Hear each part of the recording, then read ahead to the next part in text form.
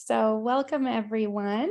So happy to be together again. This class is the Postmodern Piety of Rav Shagar with Rabbi Zachary Truboff. As you're coming in, you'll get an invitation to become a panelist. If you accept the invitation, it will allow us to see your smiling face if you wish to turn on your video, but more importantly, it would also allow you to unmute yourself to ask questions or make comments. If you prefer, you can also participate through the chat box here in Zoom or as a comment on Facebook. If you're watching us live, welcome as well. Please stay muted when you're not actively speaking and just feel free to unmute when you do like to. And with that, I'll turn this to you, Rabbi Truboff. Thank you so much, Evie. Good evening to everyone from Yerushalayim. We are continuing. This is our second to last class together on the postmodern piety of Rav Shagar.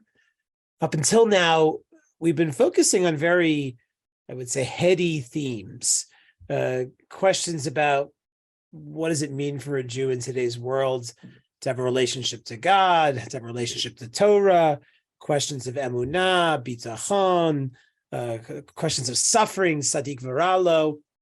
What I want to do with today's session, and in some ways, it's not going to do Rav Shagar justice, because what I want to do today is look at questions of ethics and through Rav Shagar's unique lens. And the reason I say it's not necessarily going to do Rav Shagar justice is that I would say a very significant portion of his writings deal with the question of ethics, deal with the question of what is our ethical responsibility to the other. And they also are really resound with this profound sensibility of the extent to which the world we live in is not the ideal world that we yearn for. Right? Rav Shagar's writings are suffused, I would say, with a prophetic sensibility in the sense that just as the prophets were deeply aware to injustice, to oppression, to the fact our world is so broken, and they were able to write about it in such powerful and compelling terms, so too Rav Shagar very much has that sensibility. It's not necessarily the case for every rabbi or every Jewish thinker. Sometimes rabbis like to talk about ethics, but they don't always like to talk about how broken the world truly is.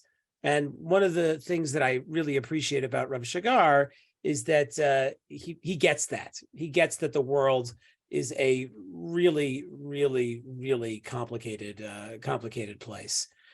In many ways, Rav Shagar follows in the footsteps of Jewish thinkers like Martin Buber, Franz Rosenzweig, Emanuel Levinas, and that his writings do really emphasize this sense of obligation that we have to the other, right? Traditional liberal Jewish ethics often focus on the individual. They often focus on the individual and how the individual is supposed to better themselves, right? Sort of a classic modern take on Jewish ethics tends to focus on the idea of empathy, right? We were slaves in Egypt. We know what suffering is like. We have to have empathy for the suffering of others. It's always very much focused on the individual, right? It's our job to be the best person we can be, right? To be the most moral and ethical person that we can be. And that's what matters most. So the problem with that kind of ethical thinking, there's a couple of problems, but I'll mention two that are very much, I think, what Rav Shagar is aware of in his own thinking. And that is, number one, we often don't know what the other wants or needs, right? So the idea that we can predetermine ethics is always a very complicated idea. Not so much because we can't on some level try to know what is good or bad in some abstract sense, but when we get to the concrete reality of the person in front of us, we often have to discover fairly quickly that we might have our own notions of what we think good and bad is. We might even have our own notions of what we think is good and bad for the person in front of us. But at the same time, it's not necessarily up to us to decide those things, right? We're not mind readers. We can't impose our needs onto others. And therefore, part of the great challenge of ethics is we don't know what's right for others. And Rav Shagar, again, following in Levinas and Rosenzweig, a lot of his ethical thinking is forcing us to confront the fact that ethics is never truly obvious or universal, right? We don't really know what the other needs, and it's not up for us to tell them. And yet we are still bound to them. We are still compelled by them in their need, in that human relationship. in ways that are often very difficult to us, because we want relationships to make sense. We want to be able to define the rules of relationships ahead of time. But as we know, in our most intimate and most important relationships, it just doesn't really work that way, right? If you want to try to define your relationship with a loved one, a parent, a spouse, a child, through strict ethical rules, you will find out very quickly that that kind of approach it just destroys the relationship, right? Because ethics on a certain level has to transcend any kind of strict or narrow rules that we want to impose on human relationships. That's number one. Number two, the other way in which Rav Shagar, I would say, plots a path that's a little different from what we often think about is, again, modern individualist Jewish ethics, open your heart, be a good person, love the neighbor, and that is that love the stranger.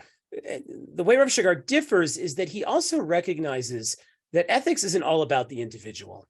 That when it comes to ethics, we have to look at the structures and societies that people live in and participate in. And this, I think, is a really interesting point, and we're going to see how he plays this out today. That maybe like the great fault or the great ethical failings that we have to confront are not the failings of individuals, but rather the failings of systems of which individuals are all each just a small part of. And that kind of systemic critique, I think, is going to be very important, because when you only focus on the individual and you want to just run around, telling everybody, how you need to be better as an individual. Don't be so wicked. Be more open. Be more thoughtful. Love the stranger. What that always fundamentally obscures or even ignores is the broader context that we all live in, right? You can try to be the most righteous person you want, but if you live in stone, we all know what's going to happen. Right. And what Rav Shagar, I think, is sensitive to is the recognition that maybe we live in stone and don't even realize it. And if that's the case, then maybe that should be getting our attention, and not just only, the effort to work on ourselves or better ourselves, or try to point out to others their own, or other individuals at least, their own failings. So I know this all sounds abstract, but we're going to see how Rav Shagar concretizes this through a story of Rabbi Nachman of Breslov. In addition to Rav Shagar, Rabbi Nachman has been accompanying us through each one of these lessons, each one of these classes, because Rabbi Nachman is such an important thinker for Rav Shagar to look at the world differently, to look at religious life differently, because Rabbi Nachman himself is a radical thinker. Rabbi Nachman challenges the Chassidut of his day, but Rabbi Nachman isn't just challenging for the Chassidut of his day, right? Anybody who opens up anything that Rabbi Nachman has written, even right now, is going to find it shocking and challenging and radical. And as I mentioned last time, sometimes Rabbi Nachman saves his most radical teachings for stories, because, as I think I mentioned before, there are things that we cannot hear if people try to tell us directly, but in the context of a story, we can perhaps be open to them. Right, you've probably had this experience when you've gone to the movies before, right? You go to the movie and you have to confront something that might be very challenging for you. And on a certain level, the experience of seeing the movie can open you up to things that if someone had showed up at your house and wanted to give you the lecture of what that movie was about, the moral lecture, the didactic lecture, you wouldn't have been able to hear it at all. Right, but there's something about the context of a story that enables us to both identify with what is going on, but also experience it a little bit at a distance. And in doing so, open us up to truths that we maybe aren't so open to otherwise. I think the example I gave last time is when David sins by basically having relations with a married woman and then sending off her husband to war to die so that David can have her all by himself. When the prophet has to come to rebuke David, he doesn't just go to David and say, you're a murderer, you're an adulterer, you've sinned, right? The prophet knows that if he does that, David's going to reject it. So instead, the prophet offers David a parable, right? A parable about a rich man and a poor man, and a rich man who decides to take the poor man's lamb just because he can, basically, because he doesn't want to have to use his own resources. So why not take from the weak and vulnerable? And in the context of the parable, the story, David can hear it. And that is often the challenge for us, that the most radical things, the most important things we need to hear, that we will do everything in our can to run away from if anybody's ever going to confront us with them directly, that perhaps the only way we can really begin to even grapple with them is in the context of a story. So the story that I want to look at by Rabbi Nachman, that Rav Shagar writes about in a few places. I never encountered this story before I learned Rav Shagar. In many ways, much of Rabbi Nachman I did not really know or have any familiarity with, except through Rav Shagar, at least early on. And one of the themes in Rabbi Nachman's writings that make him a little unique in his own time is that Rabbi Nachman lives at the beginning of the 19th century, and he lives basically when modernity is starting to come into its own, but specifically, he is living at a time when capitalism is beginning to remake the world. Capitalism is beginning to remake what we think of as the modern world on a variety of levels. And there's massive amounts of social change that are going to take place over the 19th century due to the radical transformations that capitalism will help bring about. And already in Rabbi Nachman's time, he is recognizing that the world is changing and not necessarily for the better, right? As the world becomes modern, as the world revolves around the dollar, Rabbi Nachman recognizes that religion loses something. It loses something very, very important in that process. And in one of his stories called The Master of Prayer, he describes a tzaddik known as the Master of Prayer, who basically has to live outside major society, right? He basically has to live on his own. He's like a small band of followers. He's a Rabbi who has like a small group of Talmidim, of students. And the Master of Prayer tries to go around and get people to see the light, right? To recognize sort of all the problems of their, for lack of a better expression, modern world. And in the context of the story, Rabbi Nachman describes a place he calls the land of wealth, Mizinat Mamon in Hebrew, the land of wealth. And in Rabbi Nachman's description of the land of wealth, he offers what is a profound critique for much of what we experience in the modern world today, as it relates to the problem of money. It's fascinating. You'll see here that he writes this over 200 years ago. It feels like, as we're going to go through, as we can see, like he is speaking to our very own reality.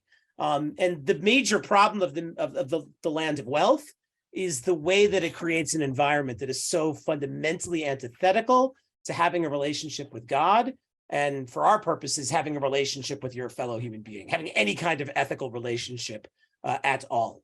So here's how Rabbi Nachman describes the land of wealth. He says as follows. He says, meanwhile, there was a land that had great wealth. Everyone there was wealthy. The land, however, had a very strange and unusual customs, since everything was dependent on wealth. So what's interesting to note right from the beginning is that the reason this place is called the land of wealth is that everybody there is wealthy. Right? You might think right off the bat that would make this a really good place, because we tend to assume that much of the problems around money, right, much of capitalism's faults are a reflection of scarcity, right? We don't have enough, right? That's why we have to set up the market to best distribute resources in an effective manner, right? And if you had more, right, there would be less inequality, right? That's sort of the general assumption of economic thinking. But we're going to see here is this is a land that has enough, or has more than enough. And even though they have more than enough, right, they have a society that is profoundly unequal. And because of that inequality, it is a place of great oppression. He says, and here's what's unique about the land of wealth, is he says a person's status and worth were determined solely on the basis of his wealth. Right, the whole social order, the whole social hierarchy is determined by how much money you have. Where you fall within the social order is a reflection of how many zeros you have in your bank account. He says one who had thousands or tens of thousands in cash had a certain social rank. The entire order of social rank was thus determined by the amount that each one had according to their constitution in the land of wealth. Right, the one with the most money was king. Right? How much money you have determines your social rank, And the one with the most money is at the top, right? They are the king. They are the one with the greatest power, right? That's the way the land is structured. Its whole social structure is dependent on money, and where you fall is going to determine where you are in the hierarchy. Right away, again, we kind of know this, right?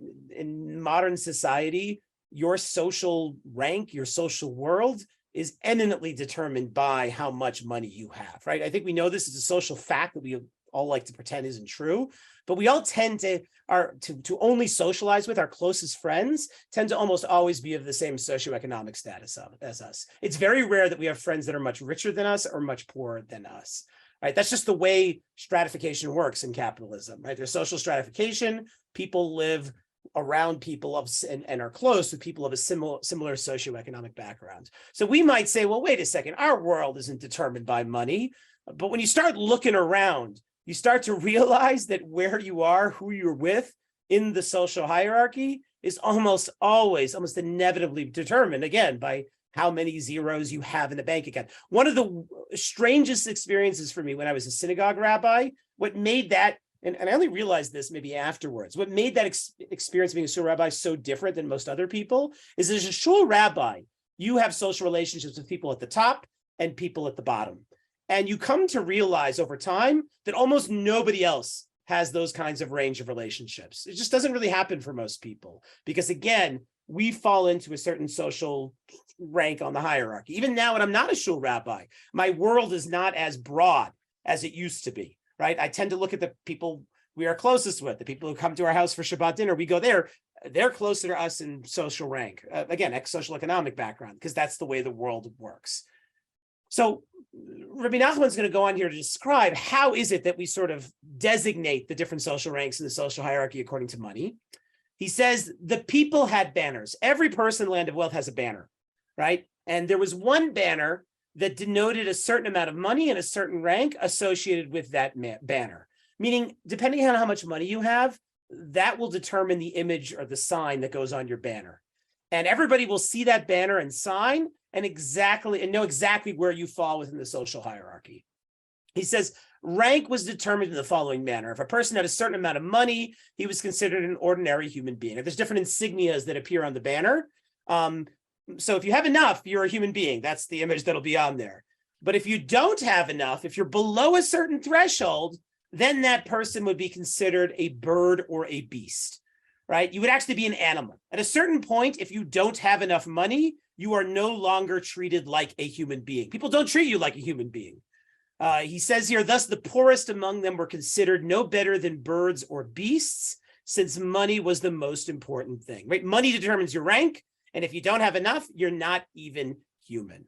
Now, again, this sounds harsh, but I don't think we have to stretch our brains very hard to recognize that in our society, that many people, when they fall below a certain socioeconomic threshold, they are no longer looked at as human beings. This is particularly true with people who are homeless, or people who are homeless and, again, have all sorts of social problems, drug addictions, mental health issues. Right? At a certain point, you see these people, and in truth, you don't really see them. Right? It's like walking on the street and seeing, a stray dog, stray cat. Right? We don't look at them as human beings any longer. Certainly not societally. Right? Like, if you're not wealthy enough to have health insurance and something happens to you, right? As we all know, like, society is basically going to look the other way, right? If you don't have enough money, you don't have enough status, and you're not going to be treated as a human being. It's one of the great failures of modern society, right? Is that we can't guarantee human rights for everyone.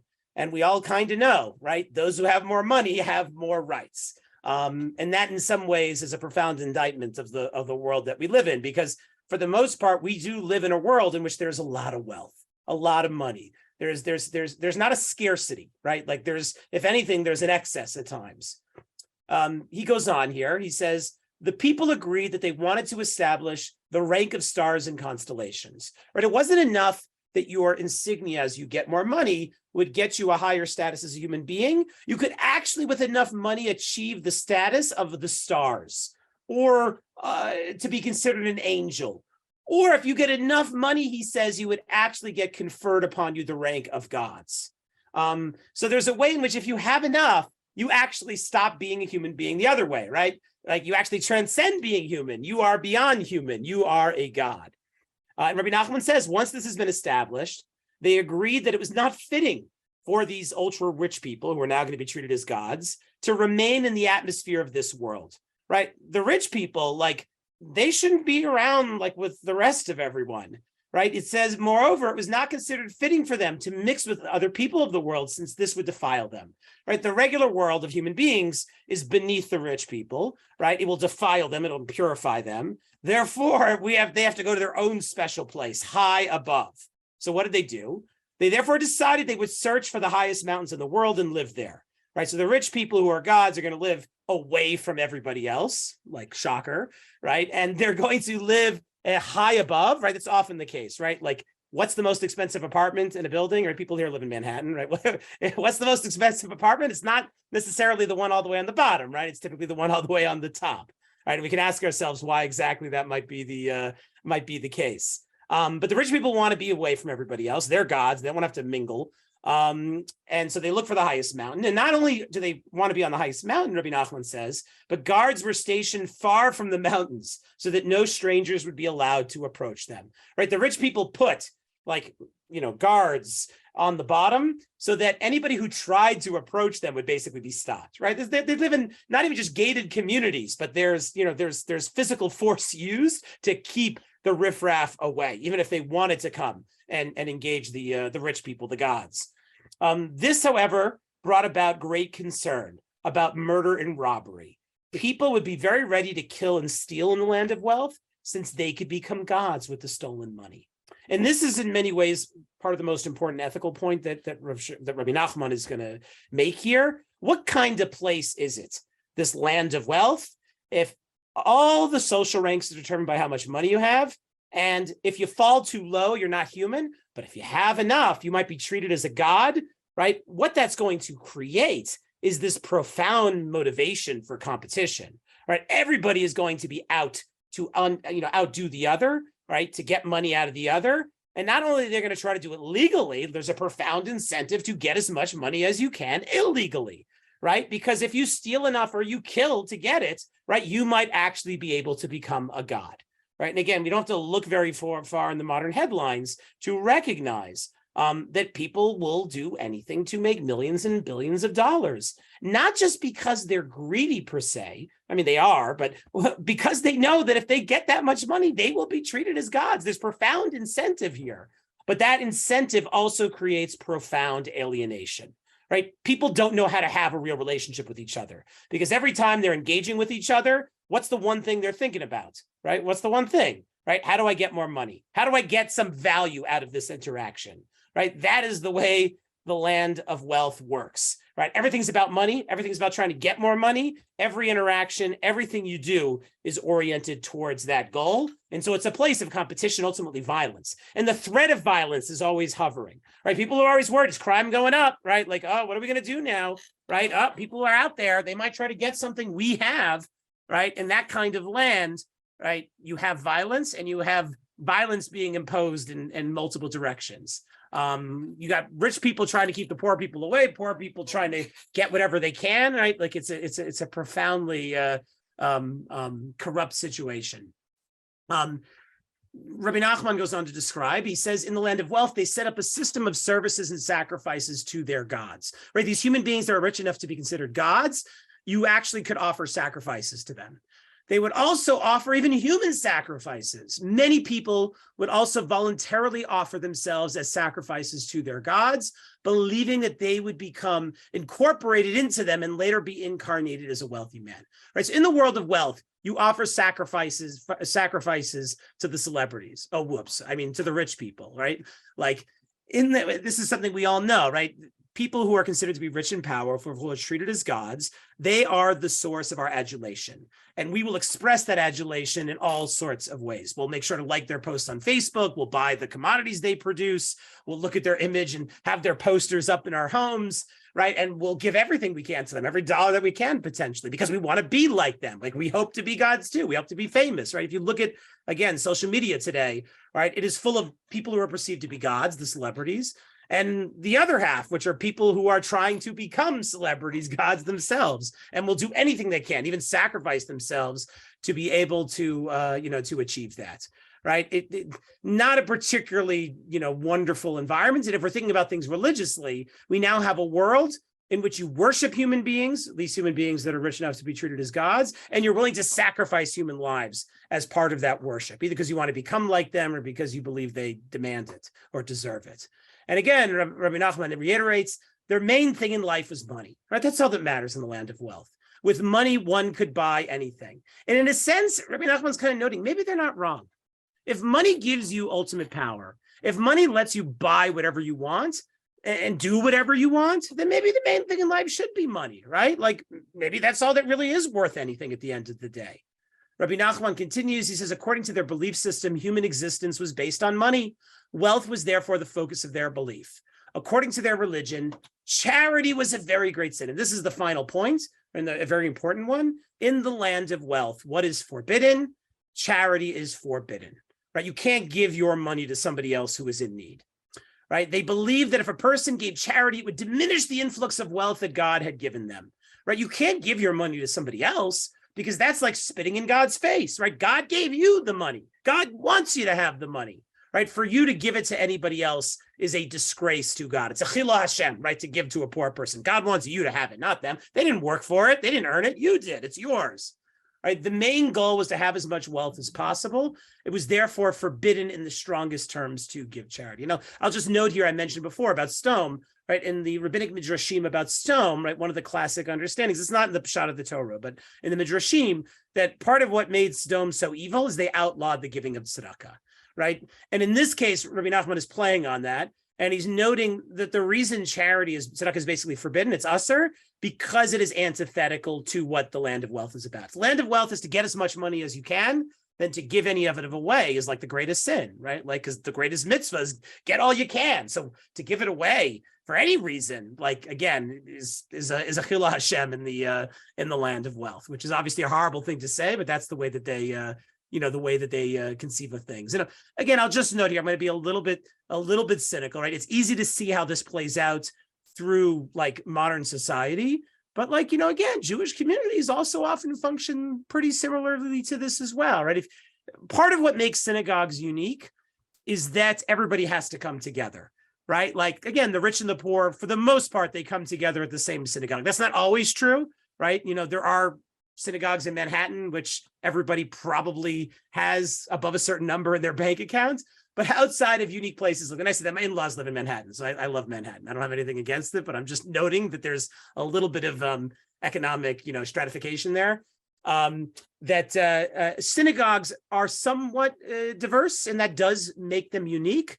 But again, like if you go to a synagogue, right, you don't have to look hard to realize there's like a social ranking, like an informal social ranking that takes place, right? Because depending on how much money you have, depending, how much of a macher you are, right, you'll be the person of importance, right? The president of a synagogue is never the person with the least amount of money in shul. I don't think I've ever heard of a synagogue in Jewish history where the president had the least amount of money. Like that just doesn't happen, obviously, right? And as we know, like if you're wealthy enough, you get your name on things. If you're wealthy enough, you get to call the shots. And everybody knows pretty much what the pecking order is, right? That's the fascinating thing in a shul. It's very, very rare for ultra wealthy people, even just wealthy people, to be there, and for everybody to like not know who they are. And vice versa. Like everybody kind of knows like where they fall, like again, on the social ranking. We don't have to wear banners, but we wear certain clothing that telegraphs things. We drive certain cars, right? Again, in modern day life, the car that you drive may be the most significant example of the banner. Because again, whether you drive a Mercedes-Benz or like a Toyota or like a Hyundai, right? Like one doesn't really get you there that much faster than the other. But if you are spending tens and tens and tens of thousands of dollars on more expensive cars, on a certain level, it is to signal or telegraph something of importance about what that car means, right? The car, an expensive luxury car, is always a bit of a banner in the way that Rabbi Nachman, describes it here. So we're familiar with this. We're familiar with this even in Jewish life. And I'll just give you a citation from Rabbi Nachman's teachings. This is from Likutei Maharan, where these are his theological essays. He's very direct in this case. Again, you'll just see how basically the story is a more sophisticated distillation of what he says here. He says here, as it is written in Exodus, in the Ten Commandments, you shall have no other gods before me.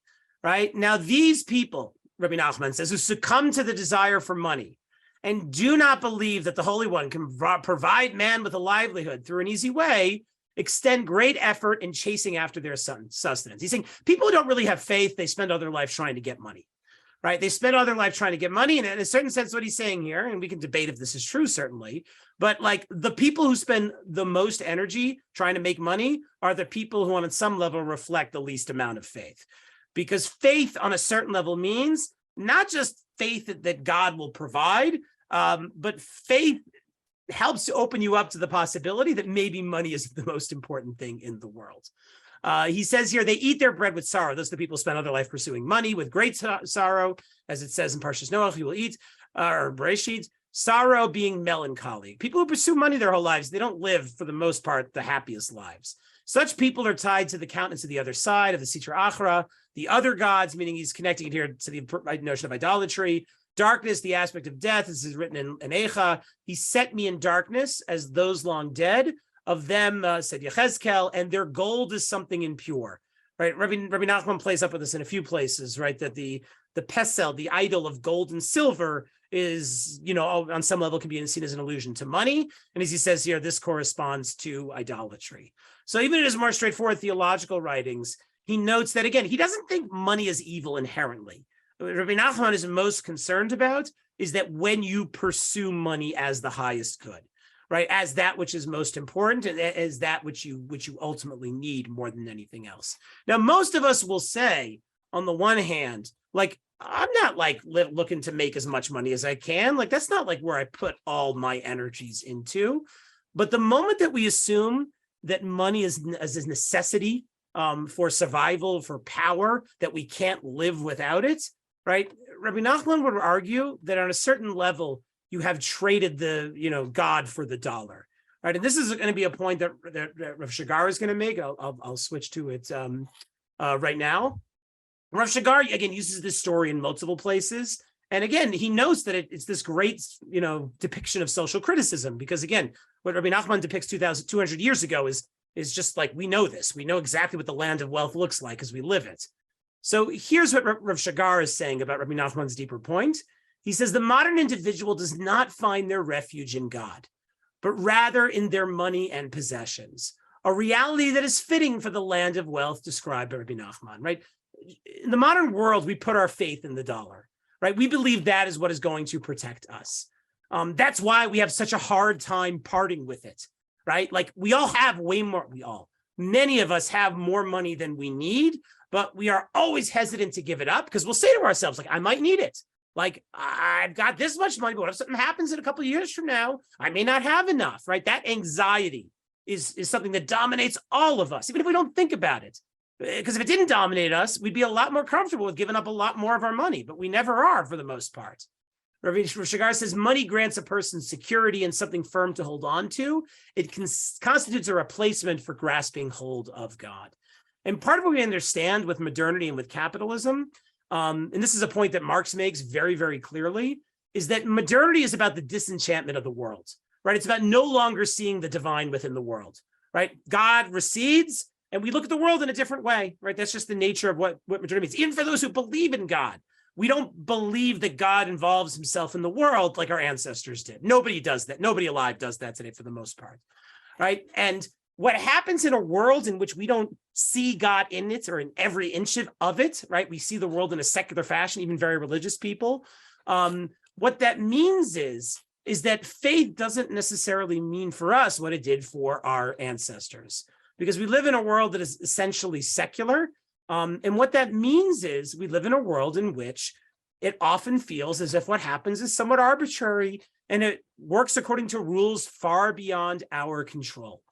And what Marx points out in some of his early essays is that money in a disenchanted world is what takes on, again, as Rabbi Nachman himself said, it's the ultimate source of power, right? Money is what grants power to do just about anything, right? And in a world that's empty of God, or that feels empty of God, right, we need to hold on to as much power as we got, right? And that's why we treat money as a holy object, essentially, because it is the power that we want God to be, right? If you had to choose tomorrow between $1 billion and having faith, and you're going to say which one is going to protect you over the next century, right? And all the trials and tribulations humanity is going to face, I think most of us would say, maybe I'll have that $1 billion, right? Like, the money is power. We know this, right? Money enables you to do just about anything. And that's what we want faith to be. But faith isn't that, as we've seen before in earlier sessions. So that reality means that we have an attachment to money that can only be called religious in a certain sense. Now, the other point that Rav Shagar really highlights, again, using this story, is the way, so again, the world that we live in, instead of faith in God, it's faith in the dollar. And again, this is something that's almost unconscious, right? We hold on to it as a way of alleviating our anxiety in ways that we don't realize it. That's why, if you want to know, understand our own attachment to money, then you have to be willing to confront the anxiety that you would feel in losing a bunch of it. And if that freaks you out, the idea of losing a significant amount of money, then that is a reflection of just how emotionally, how psychologically you are fundamentally attached to it and the role that it plays for you. The second issue point that Rav Shagar is going to get at here, again, is this notion of alienation, right? That capitalism creates a profound estrangement between people because everything's about competition, because everything's ultimately about exchange, right? The whole chiddush of the free market is that you come together, two people or two parties, and you are able to make what we would consider to be a fair exchange. I give you this, you give me that. I work for you doing this, you pay me this amount of money, right? The whole idea is that there's an exchange that goes on. But what that means is the kind of relationships that we have with other people are always transactional. And if they're always transactional, what that means is we're always looking at them about what we can get out of them, right? That is Marx famously, when he describes commodity fetishism, if people are familiar with this in the first volume of Capital, right? What Marx is getting at is what he calls the commodity form, that we look at people and things and situations all through the lens of value. How much am I putting in? How much am I getting out? How much is this worth? Is it worth my time and my effort and my energy? Right? That kind of thinking, which comes so naturally to us, is something that perhaps shouldn't be so natural, that maybe it actually comes with real problems. So Rav Shagar says here, he says, the foundation of stubborn capitalism is the rule of cruel competition that has no boundaries. Man is wolf to man, right? Which is a Latin saying that Freud says it. I can't remember who says it before Freud. Maybe Hobbes says it. I can't remember. It's a line that Rav Shagar uses more than once, right? That we live in a world in which there's so much competition that, again, it feels like the other is just out to get you and you got to get them first, right? Like, and again, we know that the business world certainly often operates like this, right?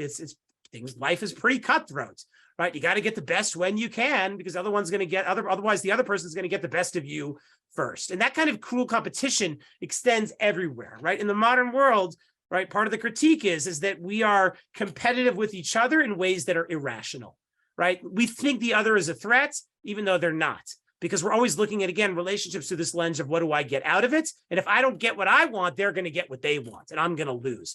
Everything becomes a win-lose scenario, right? That's the challenge with transactional interactions. He says here it becomes I versus I, ego versus ego, right? It's about self and other and who's going to win. Rabbi Samson Raphael Hirsch explains the word cruel. The word cruel in Hebrew is achzar. And Hirsch explains that as completely estranged.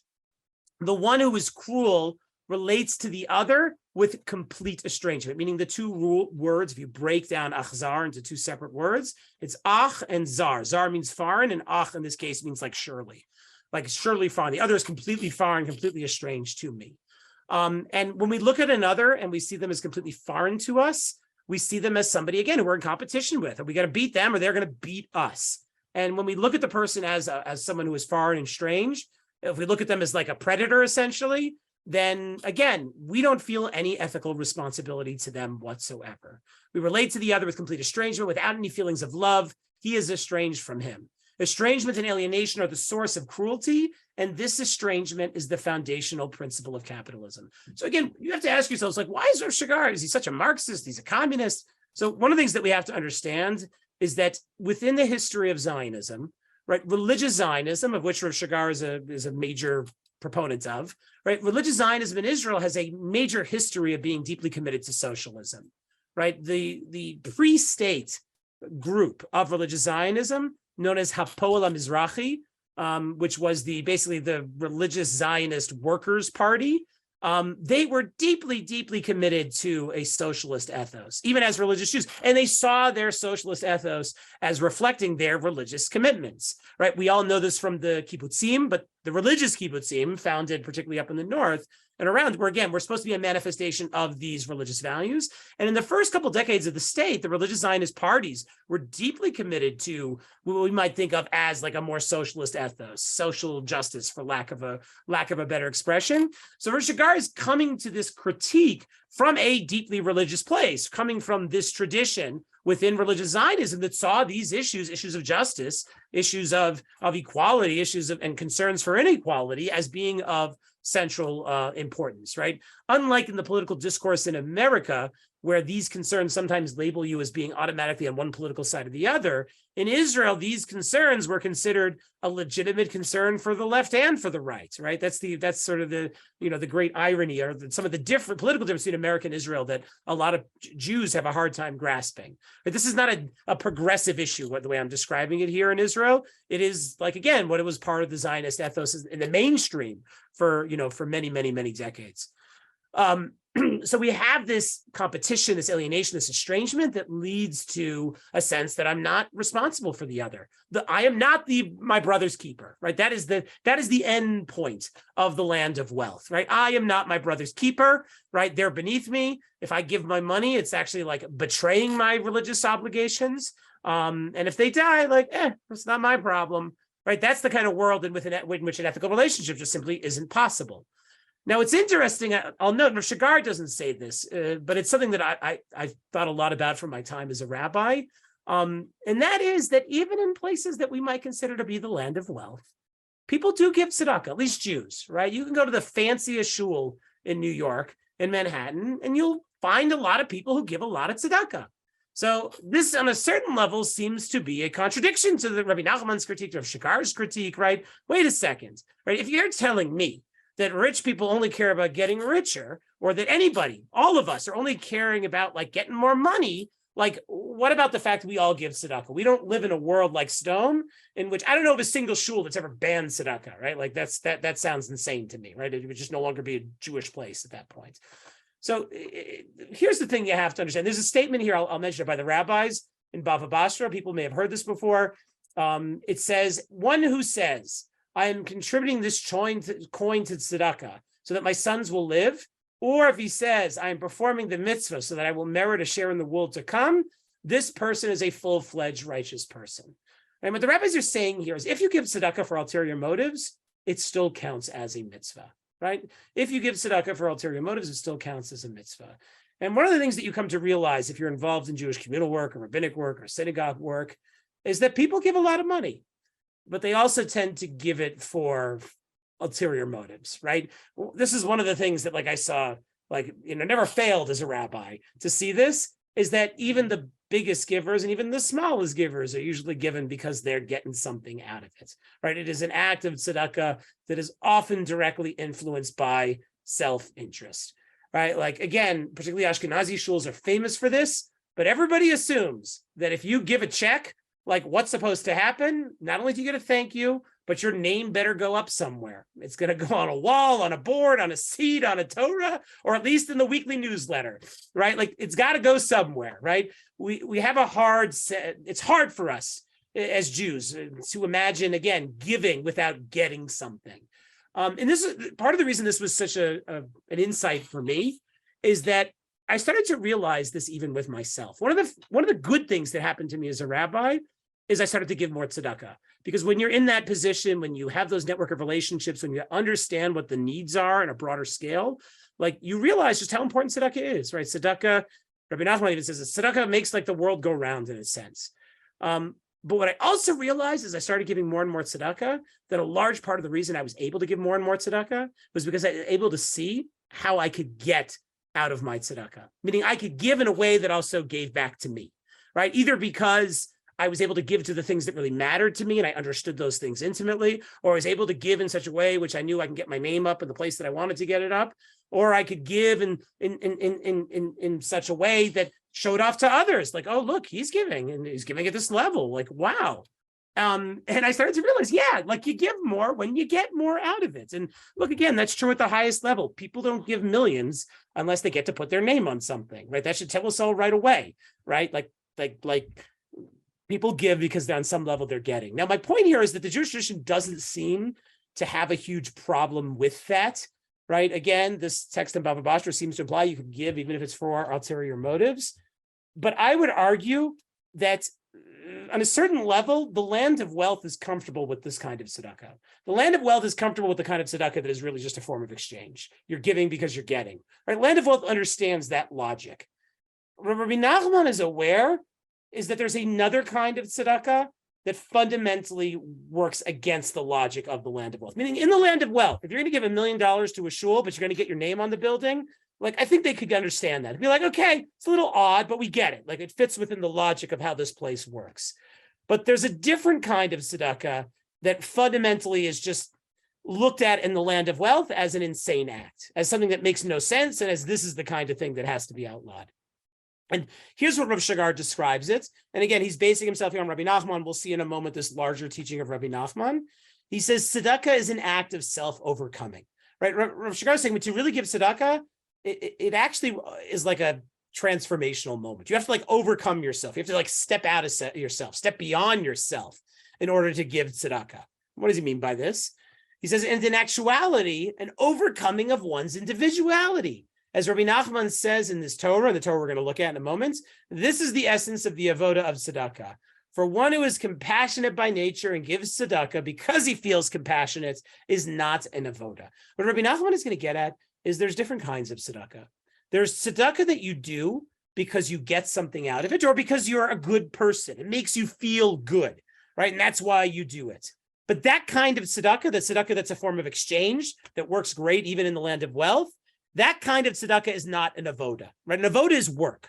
An avoda is something that is hard to do, right? Pesach is coming, right? An avoda is what the Jewish people had to do in Egypt, right? It's hard, it's backbreaking. You don't want to do it. Giving tzedakah because you get something out of it is not avoda, right? He says this is him citing Rabbi Nachman, there are wild animals that are compassionate by their nature. Again, like to be a good person and to feel that a good person gives tzedakah and that's what you're going to do too, that in itself is also in a sense a form of exchange. It's not going against the way the order of the world works. Rather, the essence of the avoda, the real tzedakah, is to shatter the cruelty and turn it into compassion. The avoda of tzedakah, this is the tzedakah that I would argue, and Rav Shagar does as well, that goes against the land of wealth, that kind of breaks the land of wealth, and that's why it's not allowed there, is a tzedakah that you do that begins in a place of cruelty, right? The tzedakah that you do, where at the beginning of it, you don't want to do it. All right, so this is where we have to understand what that means, because that cruelty that we feel when we're confronted by the need of tzedakah, that's the cruelty that lives at the heart of the land of wealth. So let me try to explain a little bit more what Rav Shagar has in mind here. And this is from the larger teaching of Rabbi Nachman. Rabbi Nachman says, initially when a person begins donating charity, he has to break his heartlessness and turn it into compassion.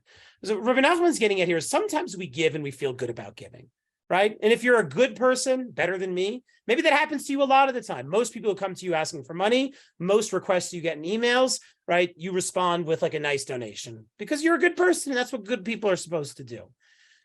But Rabbi Nachman knows, and this is true about me, and I'm guessing it's true about some of you as well, that often when we are confronted with a need for tzedakah, our first reaction is not like, oh, let me take my wallet out. Let me see how much I've got. I'm going to give you it all, right? Usually our first reaction when somebody comes to us asking for tzedakah, and the real example of this is when we encounter somebody on the streets, or you encounter somebody coming into a shul and begging for money, right? When you have that experience, when someone sticks out their hand, the panhandler, and says, give me money, or somebody shows up in shul and is like sticking the pushka in your face saying they need money, like, how does that make you feel usually? It doesn't usually make me feel generous and compassionate. Usually the first feeling I have is a bit of a cruel one. Like, who do you think you are? Like, what are you doing? Like, why should I give to you? Right? Like Rabbi Nachman, is saying here, that is where the avodah of tzedakah begins. And that is where the avodah of tzedakah is, again, so counterintuitive to the land of wealth. In the land of wealth, every interaction is about getting something out of it.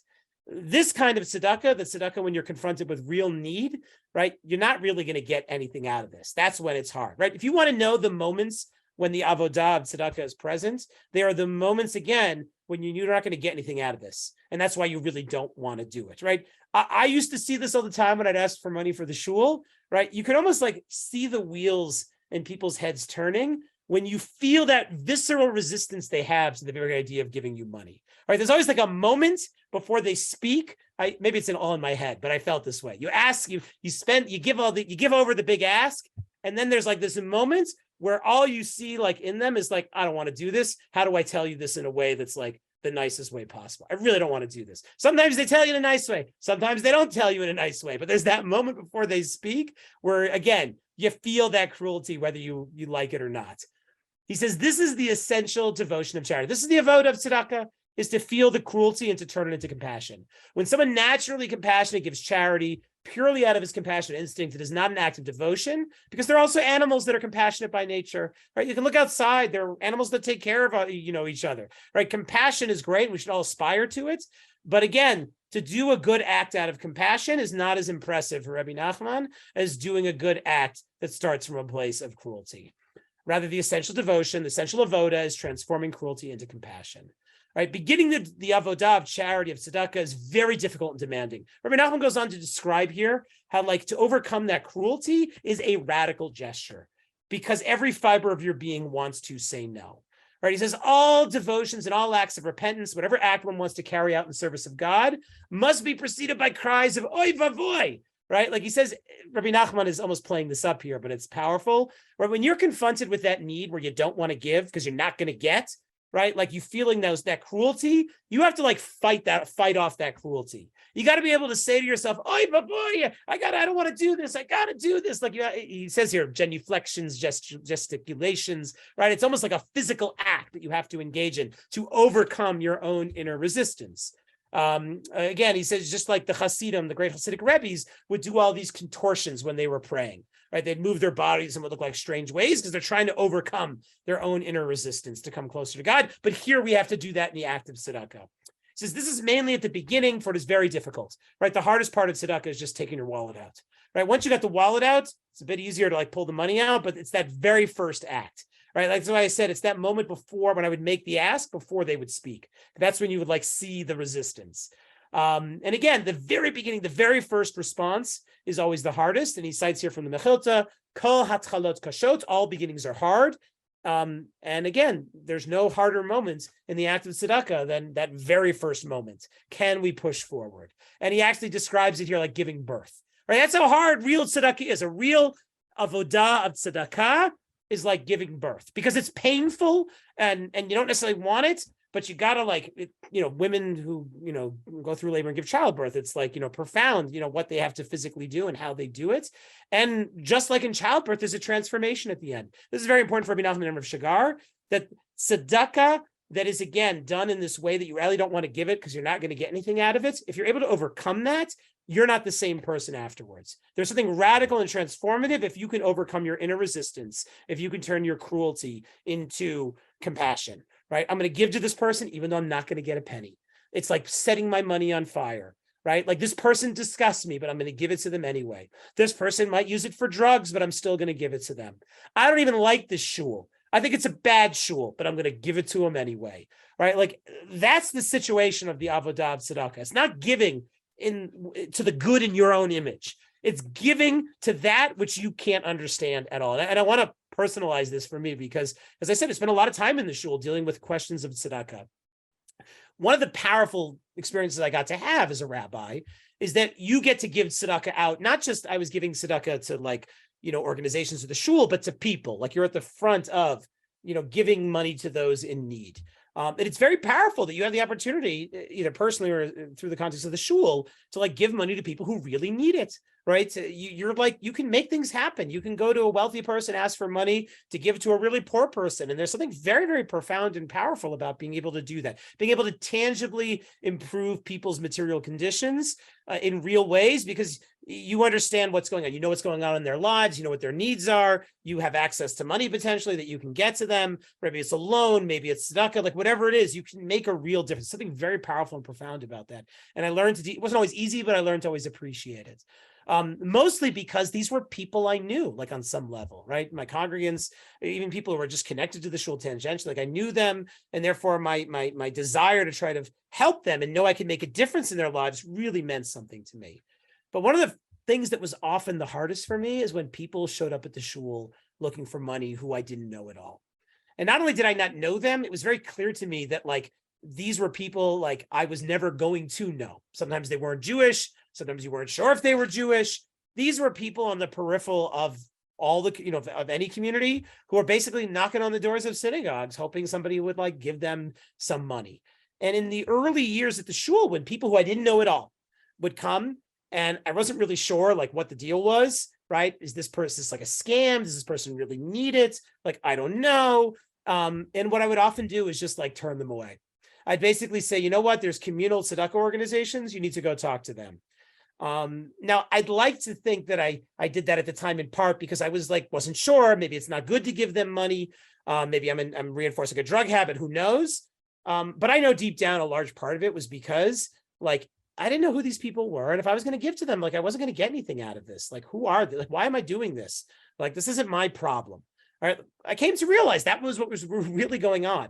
And in those moments where they would come and confront me with their need, I felt that cruelty that Rabbi Nachman describes here. I felt it very tangibly. Like I didn't want to give them money. I thought this was like a bad idea. This was not the right thing to do. I didn't want to have to do it. I wasn't going to get anything out of the shul. Wasn't going to get anything out of it. What was going on here? Right? They're going to become a leech on the shul. Like these were the things that I was thinking. Because again, like if you give and it's not right, we all assume, right? Money's a limited resource. Money is power. Like, what am I going to do if I'm giving it away needlessly? Right? That's always the fear. That's always the anxiety. And it took me a long time to get to a place where I could like have these people come and just give them something. Right? For me, that was like my avoda of tzedakah of how do I reach a point where I can give to these people, even though like, at least initially, every fiber of my being was saying like, I shouldn't do this. I don't want to do this. I'm not going to get anything out of this. Shul's not going to get anything out of this. Maybe something bad's going to happen out of this. Right? Like the avodah of tzedakah was recognizing that like, I still got to give. Right? Because that's what tzedakah is. Like it is that absolute obligation that we have towards the other. And that kind of absolute obligation that we have towards the other cuts against the way that the land of wealth operates. Because again, the land of wealth, it's always about competition. It's always about exchange. It's always about what am I going to get out of this? And the moment that we have a relationship that doesn't fall into that paradigm, like we don't know what to do with it. And for the most part, we want to push it away. But the powerful thing that Rav Shagar understands is that ethics always cuts against whatever the status quo ultimately is. Right? The status quo in any society, any synagogue is always to a certain extent one of social hierarchy and ranking and the powerful and the less powerful. It's just the way the world works. And real tzedakah, like Rabbi Nachman is talking about here, is always a challenge to that. Because again, when you're in the land of wealth, you give because you get. And real tzedakah, like that real ethical obligation that we have to the other that is absolute, means that we may not get anything out of it. But you know what? You got to give all the same. And what's very powerful for Rav Shagar is that he really emphasizes and understands that that's like something transformative, right? That there's something transformative that happens to the individual when they are able to reach that point, right? Marx, if we go back to Marx for a moment, right? When Marx sees societal oppression, for Marx, the response is revolution. There's a collective response, right? We have to seize the means of production and basically, build our, workers' utopia that we can. Rabbi Nachman agrees with Marx. I mean, that story about the land of wealth, that could have appeared in, every line in that story, I can reference you to where it appears in Capital, Das Kapital. Das Kapital is written 50 years later. But again, it's a very accurate portrayal of the challenge of modern life and capitalism and the pursuit of money that we're all consumed by. So I mean, again, Rabbi Nachman gets it. Rabbi Nachman also understands that sometimes the truly radical act is not always revolution in the broad sense. that the individual has a role to play in the radical act as well. Not just striving to be a good person and more empathetic and try to be more generous or charitable, but to actually like go at the very weak point of the whole structure itself. And the very weak point, that which enables the whole structure to operate, is this sense that like money is what matters, money is power. What am I going to get out of this? What is this worth it to me? Right. And to give tzedakah in the way that Rabbi Nachman is describing it, the way that Rav Shagar thinks is so essential, it comes back to this teaching multiple times, right? Like that's what ultimately challenges the system and enables us to, in some level, step out of it. Maybe not permanently, but it enables us to step out of it in a sense, at least for a moment, that helps us recognize what our relationships to others are supposed to be like. And perhaps in the midst of that, he says it's like a birth, right? It's transformational, right? When you come back into the system, you cannot look at it the same way again, right? And I know I've experienced that in my own life with tzedakah. Tzedakah is so complicated and so personal. But again, like that's what makes it so real. And because it's so hard, that shows us how radical it ultimately can be, especially when it comes to our obligations towards others, and especially when it comes to sort of the system that we all fall in, that often corrupts us in ways that we rarely fully grapple with to the extent that we should. So I'll end with that. I always have a minute or two. I'm happy if anybody has any questions. Please, Sherry. Rabbi, great lecture, but you started at the beginning to talk about it in addition to tzedakah, social justice, and trying to ameliorate the social injustices, and inequality. And you're very right in hinting at here in the United States, it's very political. Is it different in Israel? I mean, are people, in addition to giving tzedakah, are they more engaged with efforts to eradicate social inequality? So it's a very good question, and I would say historically, yes. Historically, it was considered a mainstream issue. It has become more politicized in recent decades. Rav Shagar, in one of the essays which I cited from, it's an essay in which he is writing in favor of religious Zionism participating in social justice efforts, because he sees that as being, again, an essential part of the Jewish ethos, of the Torah's, of what the Torah is all about. So what I appreciate here is that you'll find people, very, very serious religious people, who are able to use religious language and thinking to address these concerns in a serious way. That doesn't mean it's not political, but part of the challenge of American Jewish life is that it is often political in a very shallow sense. Not shallow in that it's unimportant, but shallow in that the discourse about it lacks the depth that sometimes religious thinking can offer.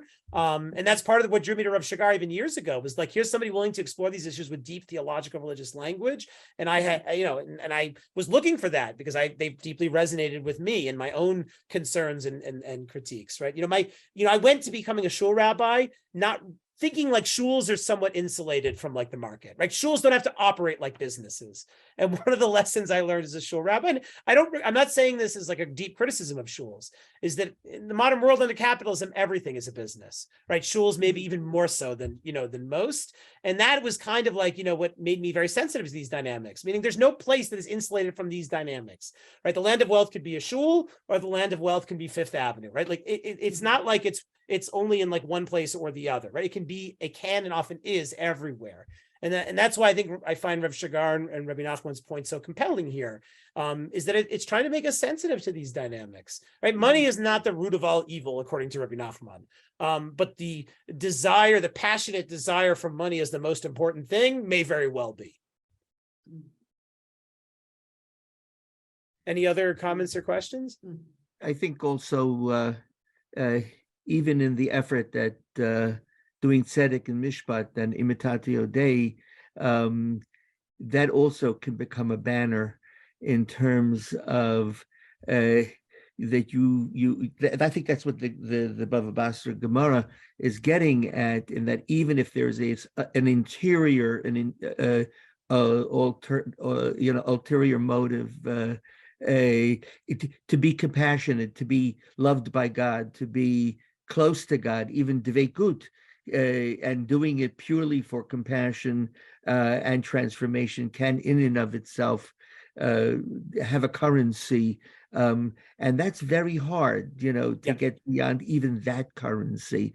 I want to be loved by God, or I want to be like God, or and to without any ulterior motive is hard. So the people who wave that as a banner also often think that there's never a moment in which they experience that cruelty of tzedakah, right? Like that's the thing. Like they imagine a world in which they are always ready to give, and there's always the right recipient just waiting there. So one of the things you also learn, I learned as a shul rabbi, and I say this all the time because I don't think people understand it. There's no ideal recipient of tzedakah. There is never a person who shows up and is the platonic ideal of what you want a poor person to be. When you are faced with real tzedakah, you are always facing an other who is different, who is strange. You're not sure. Maybe they're the cause of it. Maybe what they think is important are not the things you think are important. Right? There's no ideal tzedakah candidate who's like, oh, the good person who's just down on their luck a little bit. We'll just help them out, and then they'll be back on their feet. Everything will be great. That's not the way it works. Right? People who need tzedakah are often in very complicated, messy situations. And we often will find ourselves in those situations as well. And I think people who make, a banner out of, spirituality and morality in a way that's, again, look at me, because that's what the banner represents. Like it's about social recognition from other people. They don't recognize that we are confronted all the time by others who we really don't want to give to. There's a Gemara in Bava Batra, Mishnah Gemara, where it basically says that people who live in a small neighborhood together of buildings, like a courtyard of buildings, that they are allowed to build a gatehouse that essentially keeps the poor away. Now, the Gemara is like, oh, Mishnah says this, and the Gemara is like, well, is aware this is kind of problematic, right? They even go so far as to say that there was a rabbi who lived in this courtyard, and before they built the gatehouse, Eliyahu, the prophet Eliyahu, used to come visit that rabbi every day, right? And the moment they built the gatehouse, Eliyahu stops coming. Right now, you can read that story, and some social justice types do, as a profound indictment again of building walls, gated communities, rich want to separate themselves. You see some of that in even the Rabbi Nachman story, right? But here's the thing. Chazal allow you to build the gatehouse because Chazal understand that on a certain level, right, we don't function as human beings unless there's an inside and an outside. And that means there are always people that are sometimes outside my moral concern. I will always be confronted by people who it's like, I don't want to give to them, right? That's why I'm putting the wall up. The gatehouse is there to keep them away from me. And people who, again, make a banner of, social justice, morality, just I love everybody, including everybody. They've got a gatehouse too, right?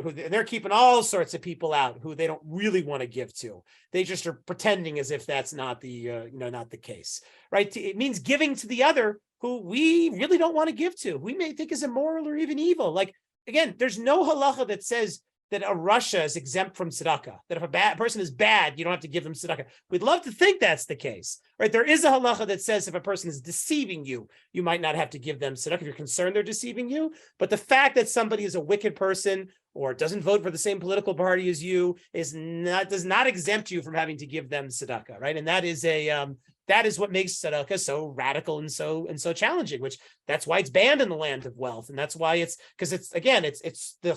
totally the countercultural act in that kind of environment. All right. Okay. Thank you so much, Rabbi Truboff, and thank you everyone who joined us today. Just a reminder that we have the Rappaport Family Memorial Lecture scheduled for this Sunday, March 19th. It's at noon Eastern time. So the topic will be related to the Passover Seder. So you can sign up on drisha.org. Thank you again, Rabbi Truboff, and I will see you guys next time. Lehitraot. Thank you, Rabbi. Thank you.